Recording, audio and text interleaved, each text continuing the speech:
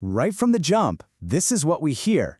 No names, no backstory, we're just dropped right into the middle of a crisis as our narrator's senses give out after hearing a sentence of death.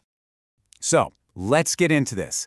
Today, we're not just going to retell one of Edgar Allan Poe's greatest hits. No, we're going to pull it apart, piece by piece, and really see how this master of suspense actually builds terror. This is an explanation on the engineering of fear itself. All right, so here's the setup. Our guy has been sentenced to death by the Spanish Inquisition.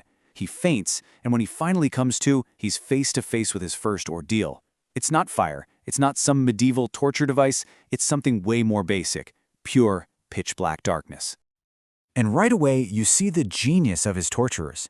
Their first weapon is all in his head. See, they're tapping into one of our most primal fears. Not the fear of monsters in the dark, but the fear of the unknown, of the empty void. When you can't see anything, your own mind starts to fill in the blanks, and it usually fills them with the worst things imaginable. So what do you do in that kind of chaos? Well, he turns to the one thing he has left: logic. He tries to map out his prison, right? To get some kind of control. He tears a piece from his robe to mark his starting point and starts counting his steps along the wall. But his captors, they've already thought of that. The floor is slimy and treacherous, and he's exhausted.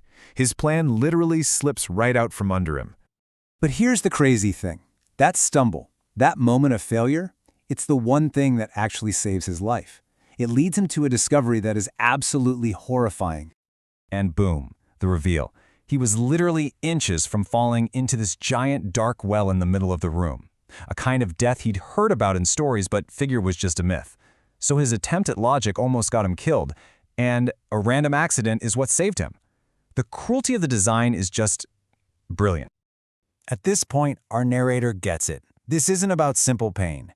And this is where Poe lays it all out for us. His captors have saved him for what he calls moral horrors.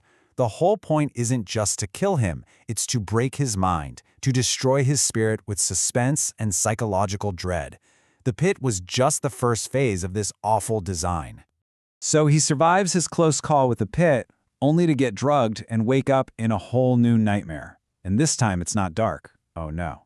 He's tied down to a wooden frame, and now he can see everything, including the terrifying machine they've cooked up for him. He looks up, and on the ceiling, there's this painting of Father Time. But then his eyes adjust, and he gets this cold feeling in his stomach. That pendulum in the painting? It's not paint. It's a real, massive blade of glittering steel. And it's moving. And this is the genius of this particular torture. It's not fast. It's the slowness that's the real weapon here. It's coming down so gradually he can barely see it move.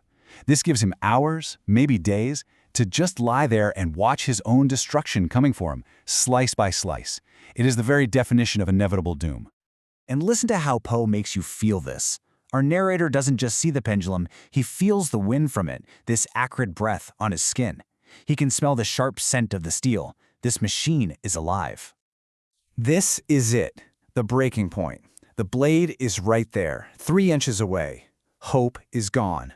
All that's left is the raw physical terror of a death that is seconds away, swinging back and forth right in his face.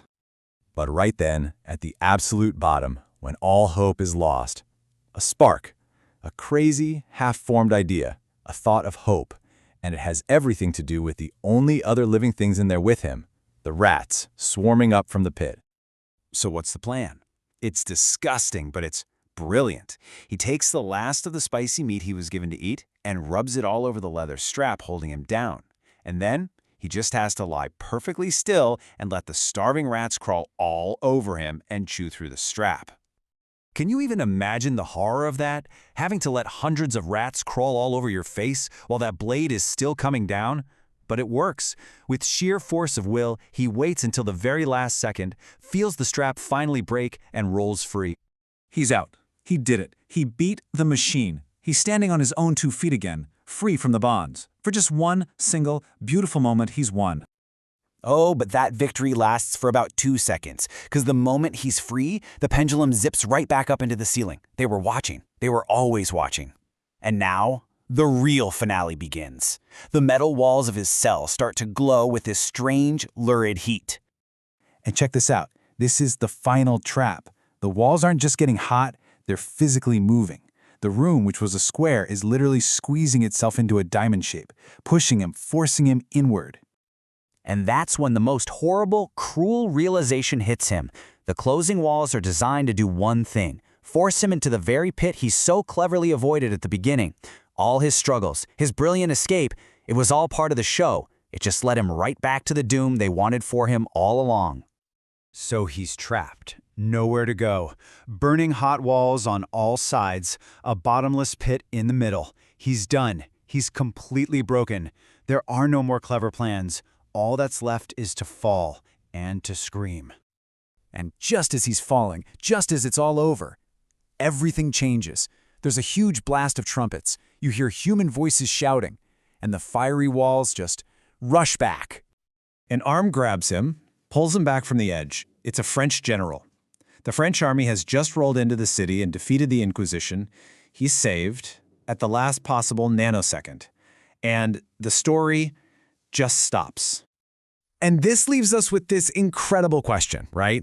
In a story so carefully built around psychological torture, is this sudden, almost unbelievable rescue a genuine miracle, a real moment of mercy? Or is it the final, most twisted torture of all, to snatch him back from the brink just to prove that he never ever had any control in the first place? What do you think?